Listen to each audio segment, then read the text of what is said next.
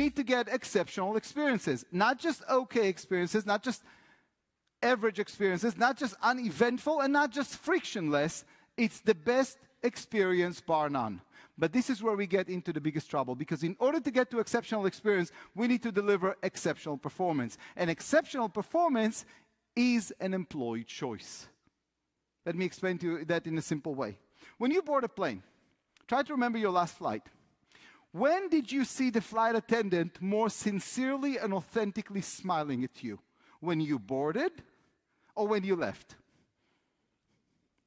When? When you left, right? When you boarded, it looked like one of those fake smiles, right? I have to do it. But when you left, oh, she was very sincere about your departure. Yeah, get out of here. I really don't want to see you. Because you see, you can't pay someone to smile sincerely. You can't pay someone to care. You can't pay someone to demonstrate a connection and engagement. That is a personal choice. If that flight attendant feels good and she's proud of what she does, she'll smile sincerely and you'll feel amazing. What does it mean to create memories? This is a real story that took place at a flower shop in Long Island, New York. I want to tell you what happened, and we'll discuss that a little bit. Call comes in at 8 o'clock in the morning, and this is how the call comes in. Ma'am, I need you to ship a dozen roses right now to this address. Here's the address. Here's my credit card. Here's the expiration date. Please ship them immediately. From a technical standpoint, we got the full spec. What kind of flowers? Roses. How many? A dozen. I have address, I have credit card, I have expiration. What should the employee do? What color? Let's settle on red. What should you do? Any other things? Get the phone numbers to phone back. But technically, she has all the information that she needs, and the customer is in a rush.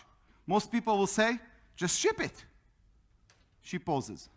She turns to the customer, and she said, sir, you sound very stressed today. What's wrong? Ma'am, none of your business to ship the roses right now. I need you to ship the roses. Sir, I promised to do that right away. Can you please tell me why you're so upset? Ma'am, I'm telling you, please just ship the roses. Sir, I promised to do that right away. Can you please tell me what's wrong? Well, you want to know what's wrong? I'll tell you what's wrong. I'm a very busy executive. I worked late last night, came home only to find out that I forgot my anniversary. My wife was upset. I slept on the couch. My back is hurting me, and my wife is screening my calls. Are you happy now? The employee very calmly turned to the customer, and she said, sir, I'm really sorry to hear that. Happens often, unfortunately, you know. Work today becomes very, very demanding, and it's very, very difficult to catch up with all the emails and everything. I really feel bad about that. With your permission, here's what I'd like to do. I'd like to enclose a small note from us, the flower shop, that will explain to your spouse that it was actually us who made a mistake yesterday and shipped the flowers to the wrong address. And I'm going to throw in a small box of chocolate with that. Is that going to work for you? What do you think are the chances that at this point the customer will turn to the employee and say, you know, I checked on the internet and I can get those flowers for about $5 less. So why won't you bring your supervisor and we're going to have to negotiate a little bit because I don't think your prices are competitive in the marketplace. What are the chances that's going to happen? Zero, right? Hand side have a fixed mindset. They believe they already discovered the formula for success. And their operating question every day is, how do I repeat it? They are the repeaters. The guys on the other side have what we call flexible mindset. Their operating question in the morning is, how do I reinvent it? What's next versus what's past is what's holding us back from delivering it. Why? Because when you define excellence as Michael Phelps, who won 20 Olympic medals, guess what? You're not going to even start. Because what are your chances of winning 20 Olympic medals? Because if excellence is winning 20 Olympic medals, you're saying, I'm not going to start. Because I have no chance.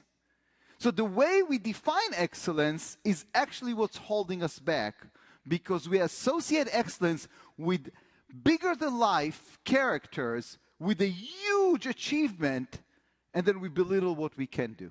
It's like listening to the guy who climbed the Everest, and he tells you the story, and you get all excited, and then he shows you the story from the top of the Everest, and then he turns to you and says, and now it's your chance, and your in your time to do it. And you said, no, who, me? No, I'm just going to buy the t-shirt.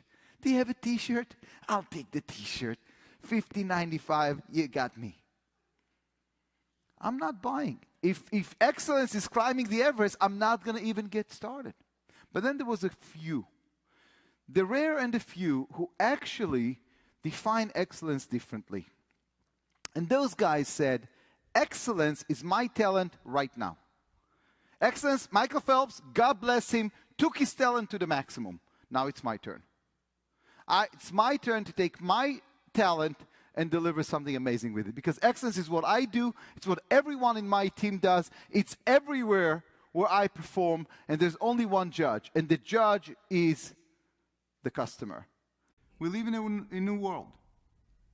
The benchmark have risen. And the challenge that customers give us is quite simple. Exceptional is not optional.